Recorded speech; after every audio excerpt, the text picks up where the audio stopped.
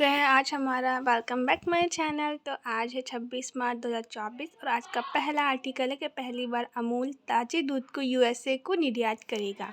ठीक है, तो अमूल की जो पेटेंट कंपनी है GCMMF मतलब Gujarat cooperative milk marketing federation, इन्होंने घोषणा की है कि जो 4 प्रकार के दूध होते हैं उनको हम यूएस में निर्यात करेंगे, एक्सपोर्ट करेंगे। ठीक है, और GCMMF उन्होंने जो MD हैं जैन मेहता, इन्होंने ये मतलब बताया है। और 4 प्रकार के दूध कौन कौन से होते हैं ताजे? अमूल ताज़ा, अमूल गोल्ड, अमूल शक्ति and Amul slim and trim. Next article हमारा कॉफ़ी, मतलब इसका उद्देश्य क्या है। पहले तो ये देख लो कि जो अमूल के हैं वो मतलब जो हमारे यूएसए या अदर कंट्रीज में जो हमारे NRI भाई बहन रह रहे हैं ना, उनको घर जैसी फीलिंग्स को अमूल दूध पीने की हैबिट से घर जैसी फीलिंग्स है, इसलिए ये मतलब बड़ा कदम उठाया गया है। ठीक है, इसका उद्देश्य ये है कि जो हमारे NRI भाई बहन रह रहे हैं उनको हम मतलब घर जैसे अमूल की जो वैरायटी है जो हिंदुस्तान में होती है उनको भी वही प्रोवाइड करवाया जाए। ठीक है, नेक्स्ट आर्टिकल हमारा है कॉफ़ी। कॉफ़ी के सबसे पहले 2 प्रकार होते हैं, कौन सा? Arabica and robusta. तो न्यूज़ में है कि जो रोबस्टा का उत्पादन कम हुआ है इस साल, तो क्या हुआ, इसके दाम जो हैं लगातार बढ़ते चले जा रहे हैं। ठीक है, तो और इन सब पे हमारी नज़र कौन रखता है? तो कॉफ़ी बोर्ड के अनुसार इंडिया में उत्पादन कब हुआ? 2022-2023 में 3,52,000 टन के आसपास हुआ, जिसमें से 2,22,000 टन रोबस्टा कॉफ़ी है। 2023 में पहली बार भारत ने क्या किया था? वर्ल्ड कॉफ़ी कॉन्फ्रेंस की मेज़बानी की थी। कब की थी? 2023 में पहली बार। ठीक है, 2001 में किसने? लंदन में हुई थी ये कॉन्फ्रेंस, 2005 में ब्राज़ील में, 2010 में ग्वाटेमाला में और 2016 में इथियोपिया में हुई थी। इस सम्मेलन में कौन कौन शामिल हुआ था? कॉफ़ी बोर्ड, वाणिज्य एवं उद्योग मंत्रालय तथा अंतर्राष्ट्रीय कॉफ़ी संगठन शामिल हुए थे।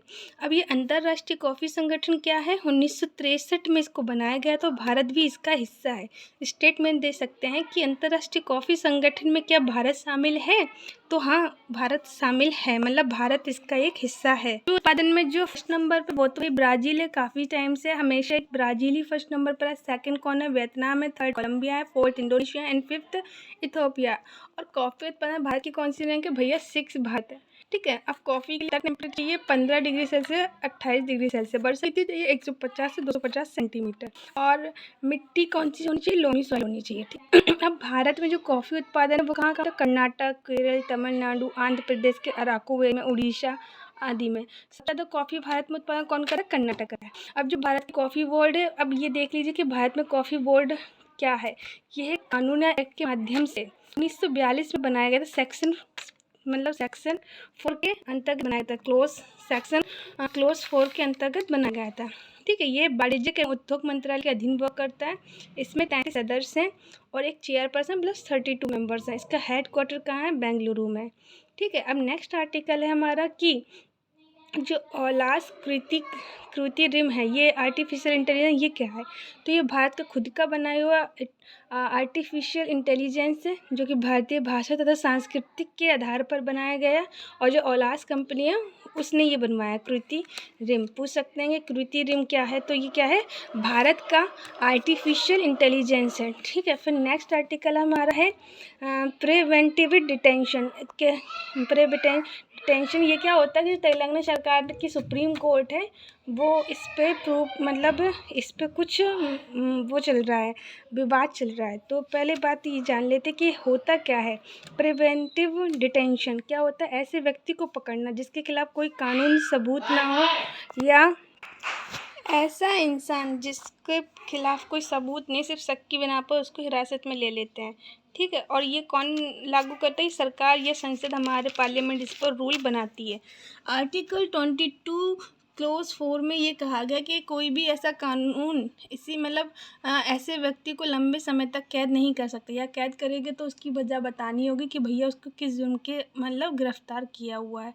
ऐसे कानून को प्रिवेंटिव डिटेंशन को शक्ति देते हैं। कुछ ऐसे कानून हैं जो प्रिवेंटिव डिटेंशन, तो ऐसे कुछ कानून जो प्रिवेंटिव डिटेंशन को शक्ति देते हैं, मतलब कि एक होता है जैसे national security act 1980, unlawful activities prevention act UAPA 1967, maintenance of international and public safety act ठीक है, तो पूछ सकते हैं, देखो इनकी ईयर भी पूछ सकते हैं कि प्रिवेंटिव डिटेंशन को कौन कौन से और कानून मतलब पावरिंग करते हैं, तो वो ये चारों हैं। ठीक है, फिर नेक्स्ट आर्टिकल हमारा है तीस्ता नदी।